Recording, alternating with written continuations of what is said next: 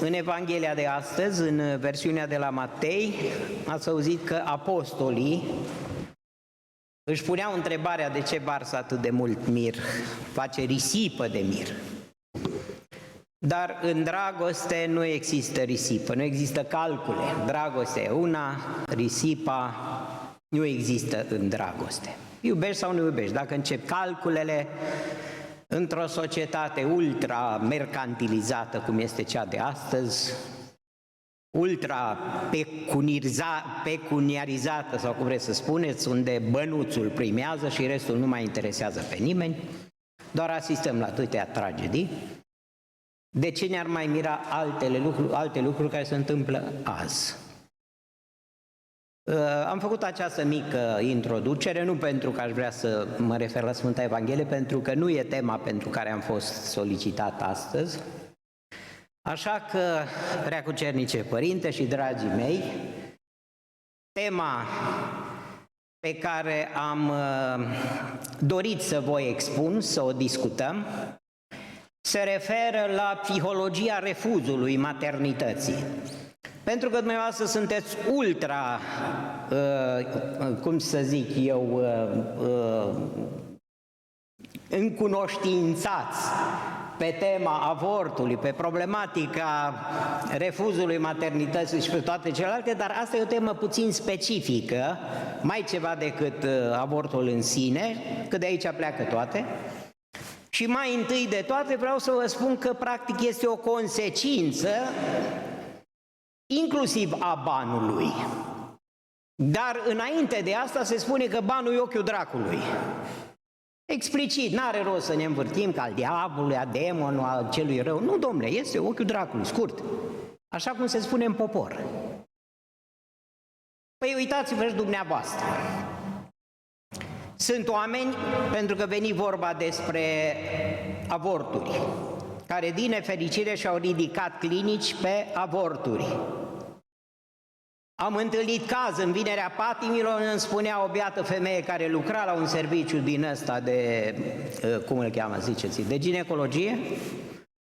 Zice, părinte, nu se săturau de bani nici în Vinerea Patimilor, făceau avorturi programate în zi de Vinerea Patimilor. Restul sunt vorbe.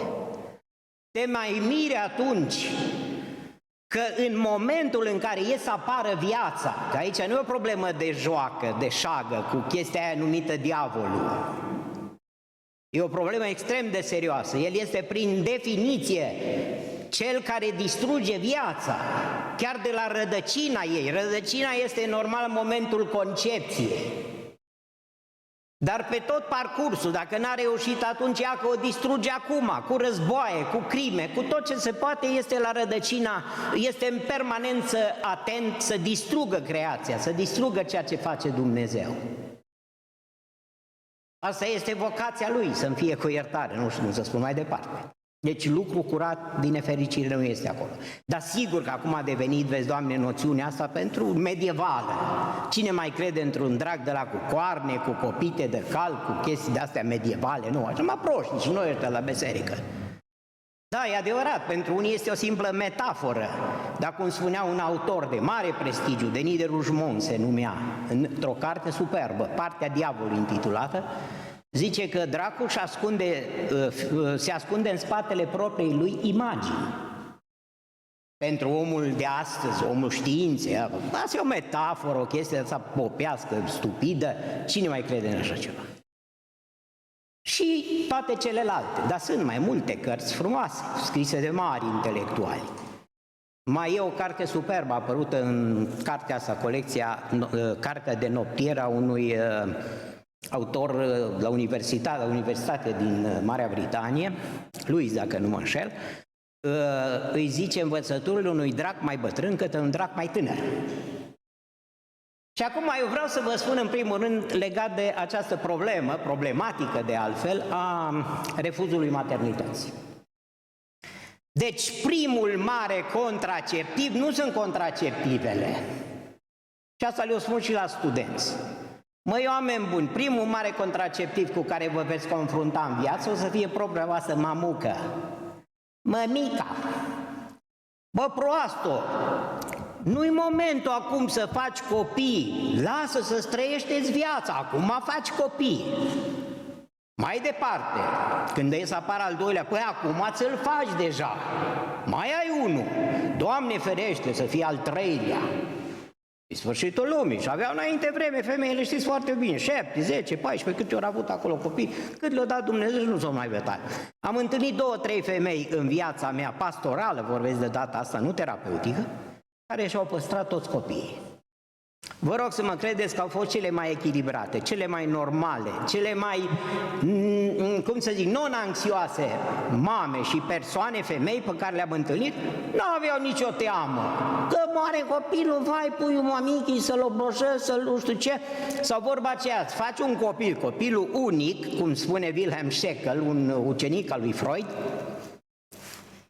că mai omor 10 ca să am unul, să-l cresc bine. Bravo, deșteaptă femeie, n-am ce spune.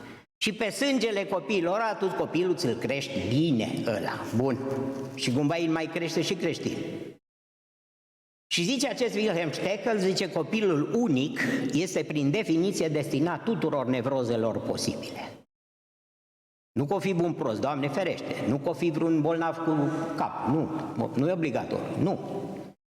Dar copilul ăsta va avea mari probleme în viață, pentru că el săracul, în primul rând, ce am constatat, probleme de anxietate, el săracul, pentru că a fost cocoloșit și tot timpul manipulat și dirijat, nu va ști să ia o decizie singur în viață, va fi tot timpul susceptibil, mereu cu îndoieli, cu dubiozități de sine și așa mai departe.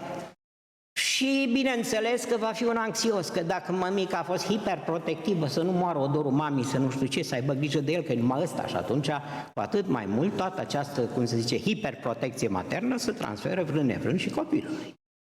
Nu numai în cazul copilului unic, în toate cazurile, dar cu atât mai mult când e unul singur. Nu e doar centrul atenției, e centrul controlului matern, zic eu, prin excelență. Și acum, doar atâta vă spun pe scurt, pentru că v-am spus, problematica este imensă. Poți să scrii cursuri întregi, poți să ții cursuri întregi despre treaba asta. Bașca, ce să zic, că părintele de ani de zile s-a chinuit cu dumneavoastră pe aici și vă spun, băgați-vă mințile în cap, mai ales cele care ați trecut de 60-70 de ani, să nu mai faceți avorturi, că ați încurcat. Acum cred că ar mai putea fi expus o 2-3 de început eu aici în biserica asta, poate domnul doctor, ia că Corina pe acolo, poate mai fi careva.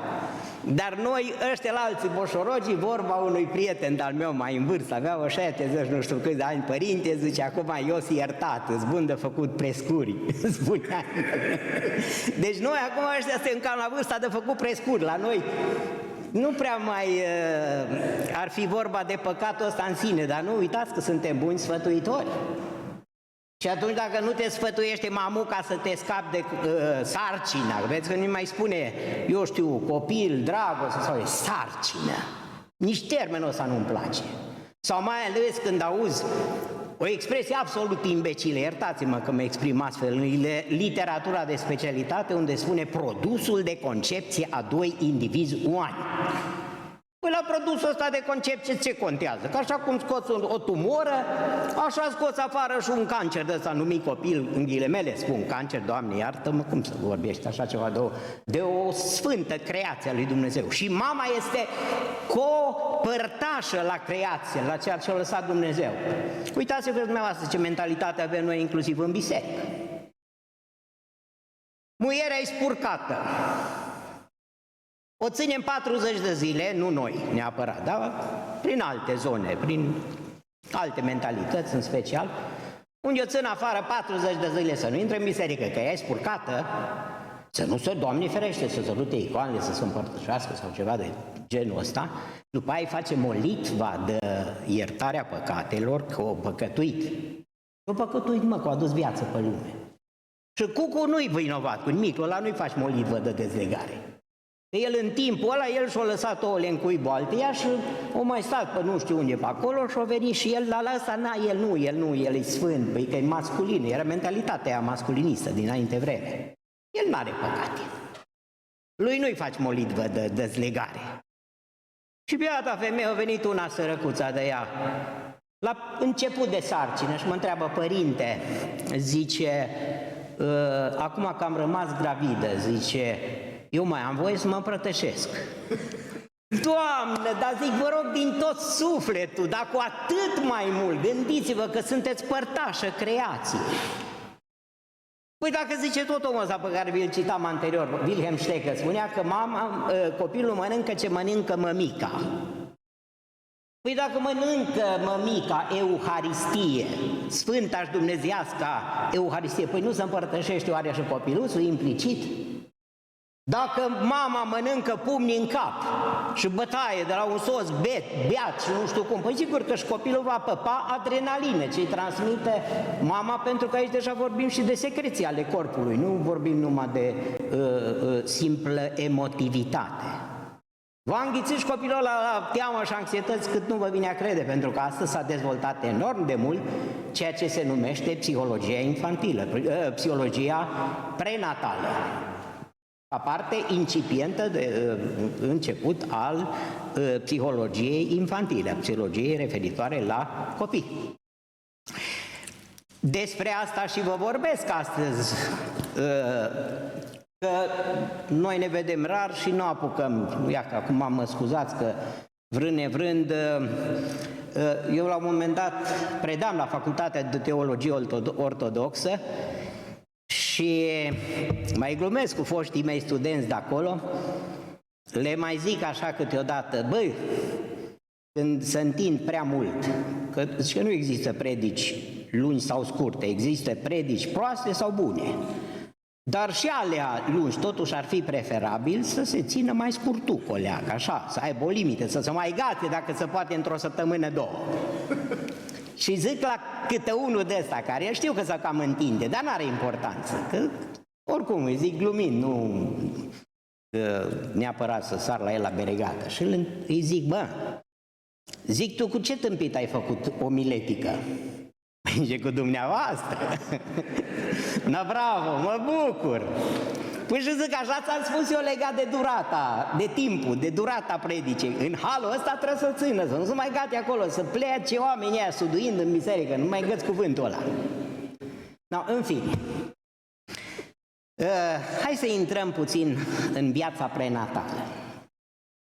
Zice că există, așa tot din autor, nu mai dau eu toate citatele pe acolo, cărți, surse bibliografice, referințe, un autor a făcut nu știu ce studiu acolo, un experiment pe nu știu câte mame gravide și din asta el a decelat, a separat, a distins 3 categorii de femei legate de acceptarea sau non-acceptarea sarcinii. 1. Mame ideale, care să am copil, bucurie mare, Doamne ajută, slavă Domnului să fie copil, și zice, bun.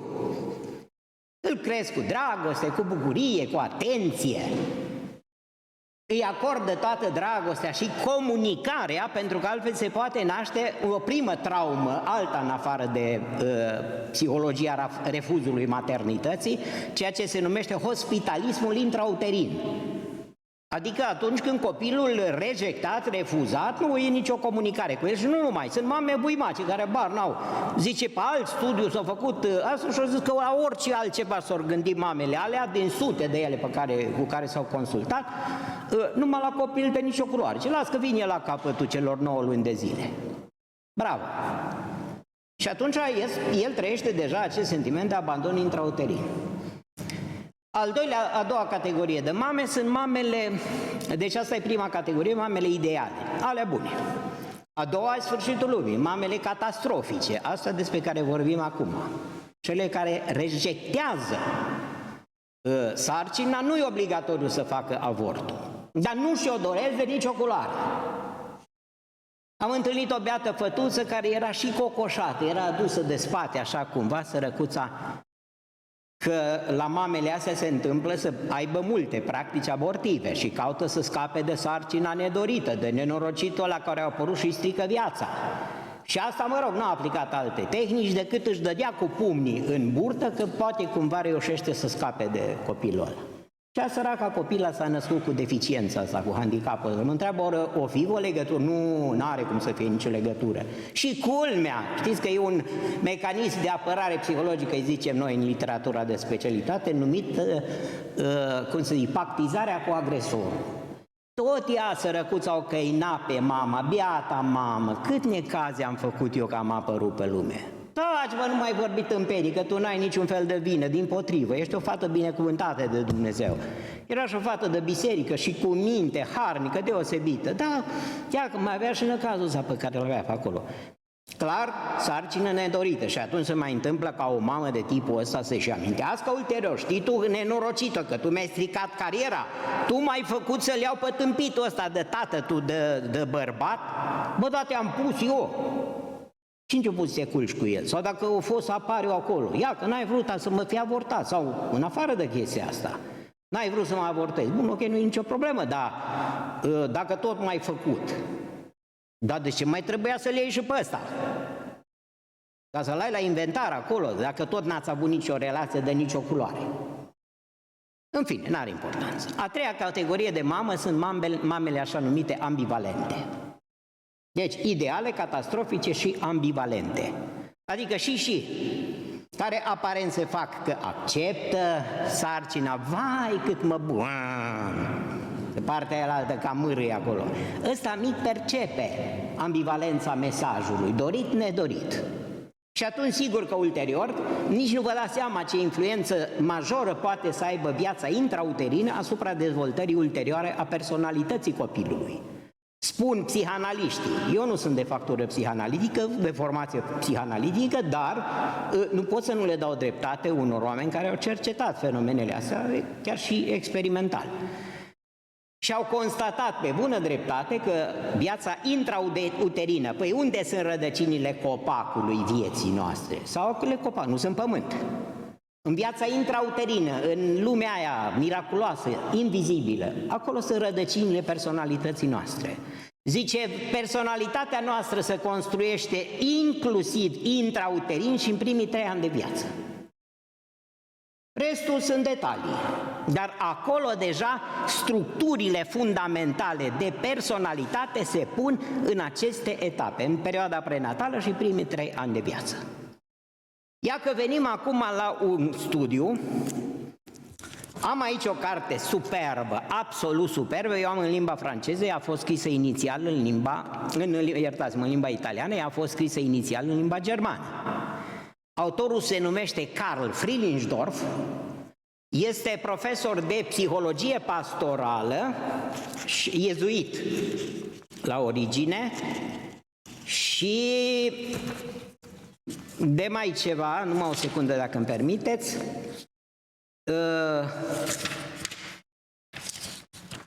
de pedagogie a religiei la Universitatea din Frankfurt pe Main și directorul local al Institutului de Psihologie Pastorală de acolo, din localitatea respectivă. Iezuit la origine. Are o carte superbă, nemaipomenită, eu vă traduc pe limba română, cum e titlul din limba germană, dar aici eu am în italiană.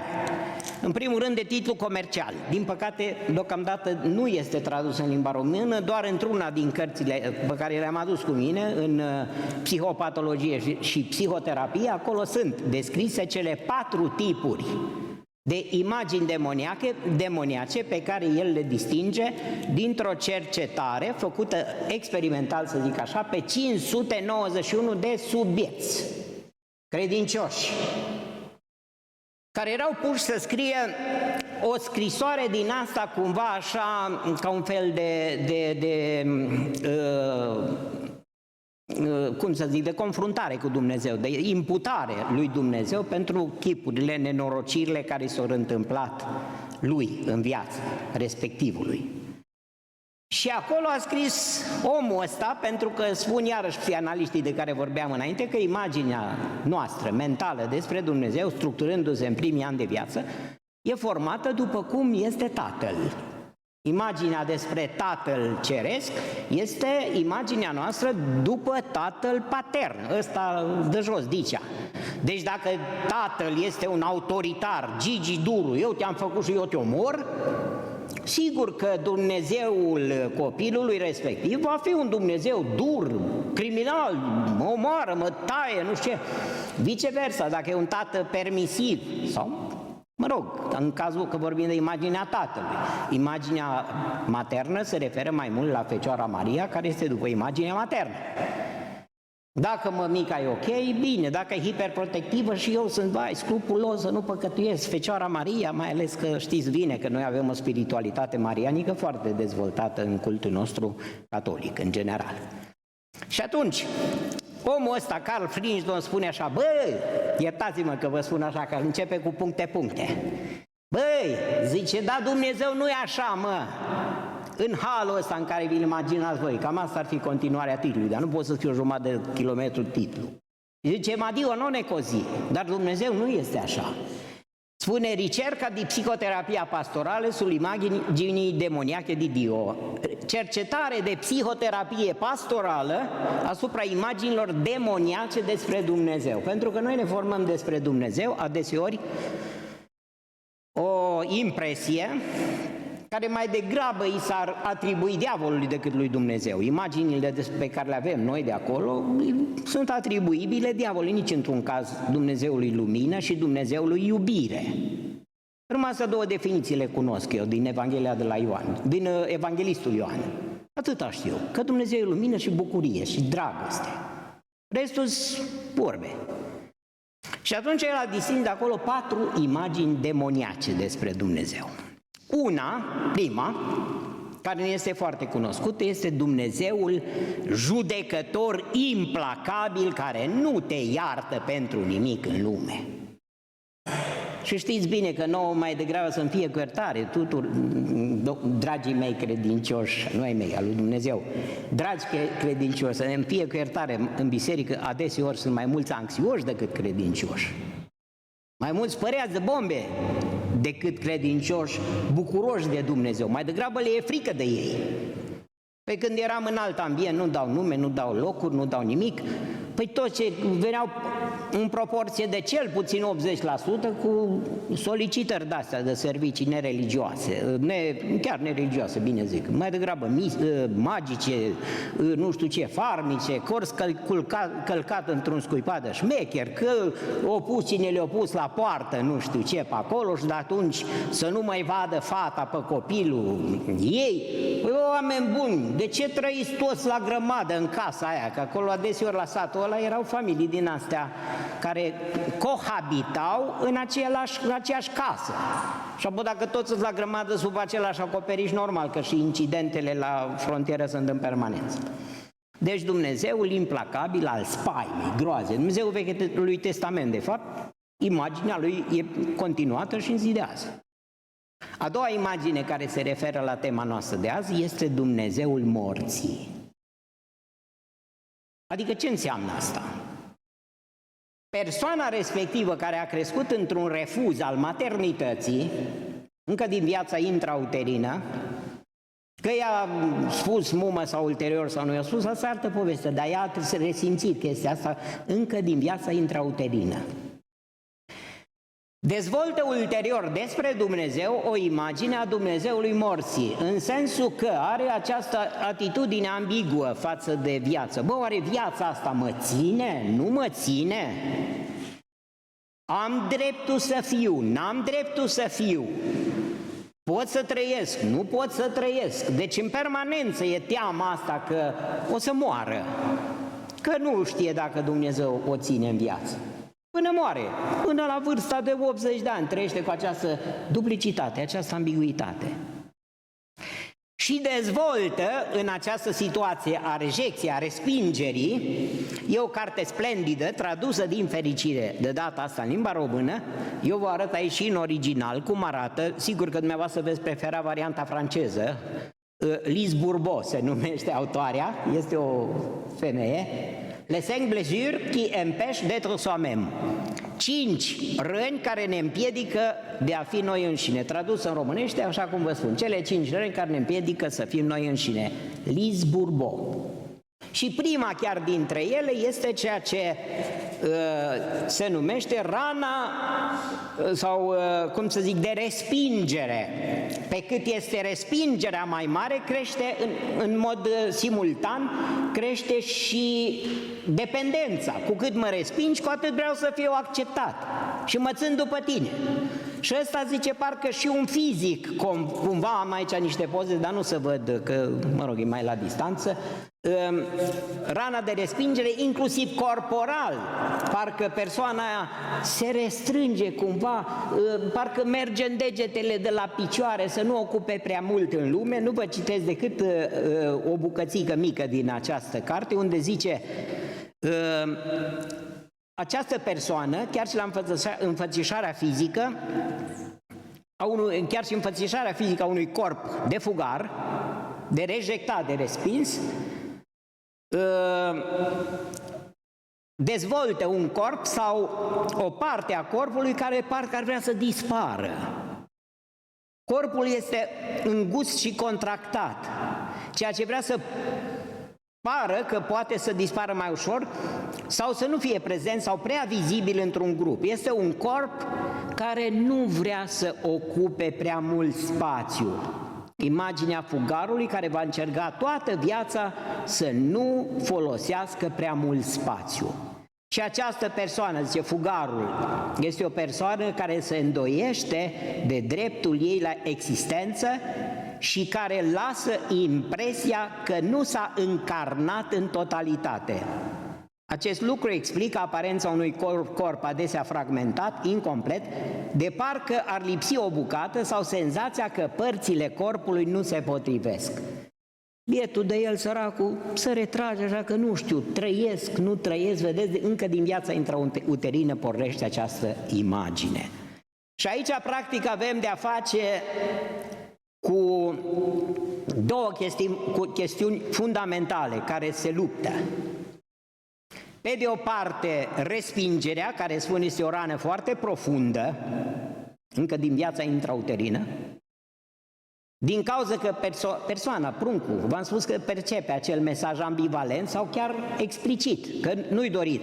Ideea respingerii nu e așa că, bă, nu-mi place figura ta că e enervantă și cere pumni. Asta e o chestie metaforică, frumoasă. Aici e altceva, adică e vorba că n-ai voie să trăiești în mine și de-aia tu trebuie să ieși afară, să te omori. În mod inconștient asta își spune mama și asta percepe și trăiește copilul tot timpul ăla, teroarea aia pe care o resimte până la naștere și nu numai. Adică respingerea pe de o parte, iar al doilea cu consecințe asupra dreptului său de a exista. Am voie sau n-am voie să trăiesc în această lume. Îmi dă voie Dumnezeu sau nu să trăiesc? Sigur că îți dă. Măta nu a vrut să-ți dea, că ea știe de ce, că îi strici cariera profesională, ce știu ce reușit, că vine Socrata și îți-l țăcănie pe bărbatul tău, că pe tine măta, că vine după aceea însuși soțul, care nu este o persoană sustenentă, el însuși. Eu mai fac câteodată așa cât o glumiță cu cât un soț la spovedanie, știind că soția a săvârșit mai multe avorturi. Și îl întreb, dumneavoastră, ați făcut vreodată avort în viața mea? Eu? Da, niciodată. Bă, cum să fac? Bă, bărbat. Dom'le, cum să fac avort? Dar v-ați dat acordul pentru... Dar cum să nu? Păi dar chiar eu i-am recomandat, că mai avem copii pe acasă. Bravo! Și dumneavoastră n-aveți nimic la cap.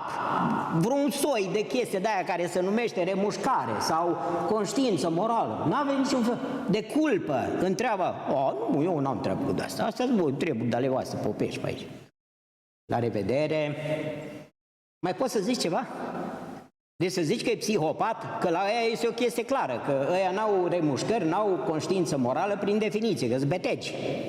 Eu uiți la toți psihopații, că acum sunt plină discuție, unii arestați pentru ce știu ce furăciuni, niciunul nu-i vinovat, Doamne ferește, dimpotrivă, voi sunteți vinovat. De ce ați băgat de seamă că eu am furat? Ăsta la altul îți dă cu bombardeaua în cap, un paranoic megaloman ca orice dictator, clar diagnosticabil, Nu, noi avem aici o acțiune așa, din asta, un exercițiu militar de căsăpit niște mii de oameni și de distrus. O chestie de asta așa, de pregătire a prințului ortodoxiei, care se pregătește împreună cu Chiril, patriarhul lui, să primească și să aducă bucuria Sfintelor Paști poporului său drept măritori. Băi, fraților mei, dar chiar am ajuns să trăim într-o lume complet inconștientă? Acum nu mă mir de amărâtul ăla de popor, pentru că numai cu 30 de ani în urmă, dacă vă duceți aminte, noi am trăit exact în aceeași dezinformare, numai că, slavă Domnului, mai aveam Europa liberă sau cine mai șoptea pe la ureche și oricum nu eram chiar inconștienți, cum nu nici din oamenii aia, sunt convins că nu toți, și că știu, mai ales tinerii, acum au posibilități mai înainte pe internet, să mai nu știu ce, dar așa alea s-au închis site-urile care zic viceversa sau nu știu cum, dar, mă rog, nu-i deloc ușor să judeci lucrurile astea. Da? În fine, n-are rost să mai vorbim vorbe. Deci e patologie pură. Toate lucrurile astea sunt explicabile clar din punct de vedere psihopatologic. Chiar am descris foarte explicit în cartea mea, încă în plenitudinea evenimentelor, tulburarea de personalitate antisocială sau sociopatul, când vorbeam despre Băsescu. Îl găsiți în cartea aia mea, explicit, nu ratează nici măcar un subpunct de acolo, de la criteriile de diagnostic. Are șarm, farmec, public, înșală, mitomanie, te minte de la obraz, vai, tu îl crezi, toată lumea crede în el, este nemaipomenit, exact, na, bravo. Și o să dați, că și acum stau la fel mulți buimaci, nu s-au mai trezit. Și restul lumii, e frumoasă blondina. Bun, dar n-are importanță. Din coace la fel, găsiți tot în cartea aia, găsiți la delirurile paranoice. Când găsiți cel puțin 3 tipuri de delir care ne interesează pe noi. 1 este delirul megalomanic la toți dictatorii. Al doilea va fi delirul demoniac, adică delirul de demonizare în care trăiesc din nefericire mulți deliranți paranoici în biserică. Și delirul de posesie, de posedare, sau delirul de mistic din ăsta în care unul se vede Mesia sau nu știu ce, Hristosul, zice că era la psihiatrie acolo și zice unul de acolo ce sunt Mesia, sunt trimisul lui Dumnezeu, dar unul din colțul salonului, eu n-am trimis pe nimeni. Așa, mai am să vă spun doar să le semnalez și celelalte 2 imagini demoniace despre Dumnezeu. Deci prima imagine, Dumnezeu judecătorul impacabil care nu te iartă și te taxează pentru tot în lume. 2. Dumnezeul morții de la care pleca această imagine a refuzului maternității. 3. Dumnezeul contabil și legalist, care așa de cu pixul te notează în carnetul tău acolo cu tot ce ai făcut. Bun, ești reale, că ai vorbit prostii, că te-ai uitat după ce știu ce moș, acum nu se mai poate după tinerei zvelți și nu știu care, zic că sunteți mai mult fetiță, cam de 60 de ani pe aici, sau mai bine. Și apoi a 4-a imagine, de aici deja sunt alte detalii, nu mai intru în ele, este Dumnezeul activismului.